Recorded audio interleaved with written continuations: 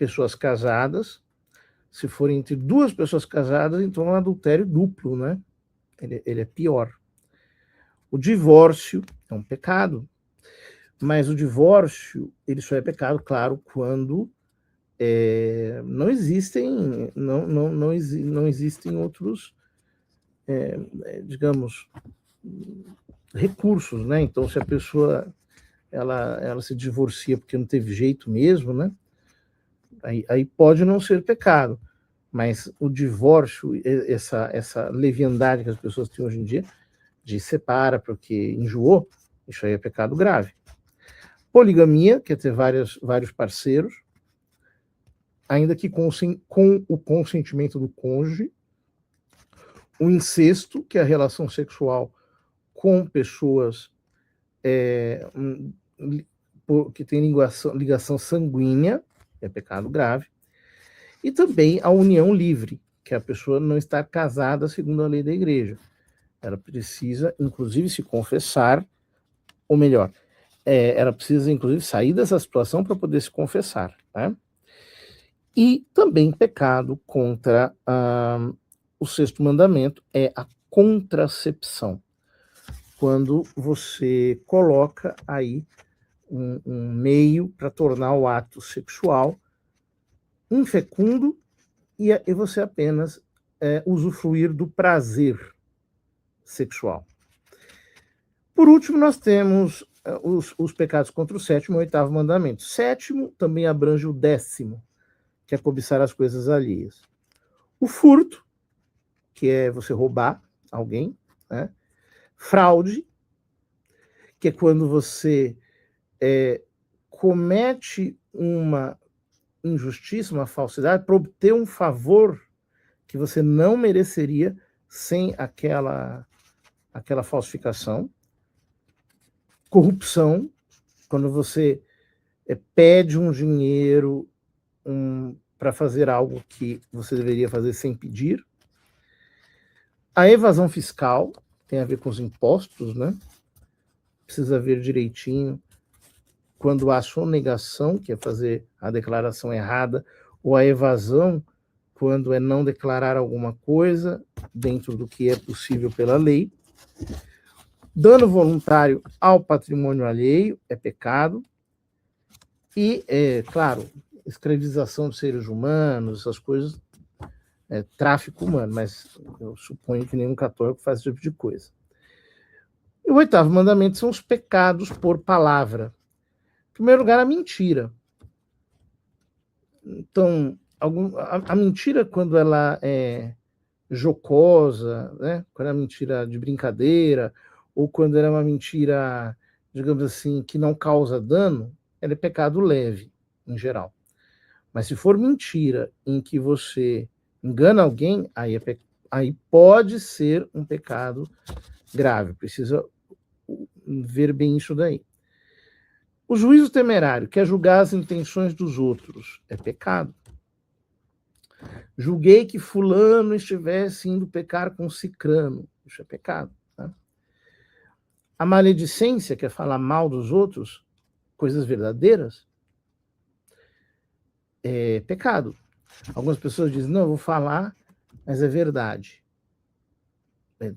Isso é pecado do mesmo jeito.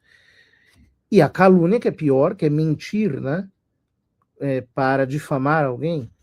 Então, isso é pecado grave. O catecismo menciona também a adulação, que é ficar, né, bajulando alguém para obter favores. A jactância, que é quando a pessoa se gloria, né, se vangloria, às vezes até de coisas muito feias. E de outros pequenos objetos morais que nós não vamos tratar aqui. Então vejam, nós vamos confessar o pecado pela espécie. Eu não preciso contar a história de todos os pecados. Eu tenho que contar o pecado, ok? De acordo com a espécie que, mais ou menos, eu fui apresentando aqui. Obviamente, faltam espécies morais, mas o grosso tá aí dito. Mas o catecismo diz que nós temos que confessar também pelo número. O número não precisa ser... A questão do número não é tanto, digamos assim, a confissão por uma contabilidade exata das vezes em que eu cometi aquele pecado. Às vezes dá para fazer isso. Por exemplo, faltei uma vez à missa por culpa própria, né?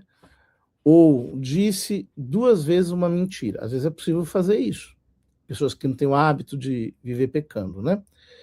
Mas outras vezes não é possível. Então, por exemplo, a pessoa vai ter que dizer: faltei à missa aos domingos durante 10 anos. Ou, no último ano, fui à missa poucas vezes, talvez 5. Ou seja, você faltou todas as outras vezes. Então, a gente tem que dimensionar a quantidade do pecado para dar uma ideia de volume. Porque é muito diferente, né?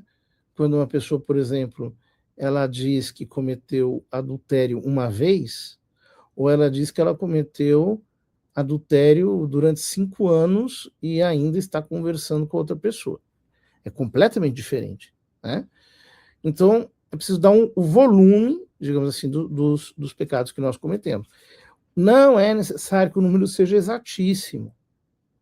Algumas pessoas são escrupulosas e querem fazer confissões que às vezes se tornam impossíveis de serem feitas. Também nunca é demais dizer que, segundo a doutrina da Igreja, os pecados esquecidos são perdoados na confissão. Se houver algum pecado grave que nós esquecemos, então nós temos que, por preceito, na próxima confissão, apresentar. Só que isso daí não invalida a confissão que eu fiz. Então tem muita gente boba, mal formada, que fica achando que a confissão não foi válida, porque esqueceu, por exemplo, que quebrou um brinquedo de um amiguinho dele quando tinha 3 anos de idade e não falou para ninguém, né? Quer dizer, não, isso talvez não seja nem pecado, né? Porque não havia consciência formada ali naquela ocasião. Então, sem neurose, ok? Confissão numérica, mas sem neurose. Bom, então nós, depois de confessarmos, recebemos do padre um breve conselho.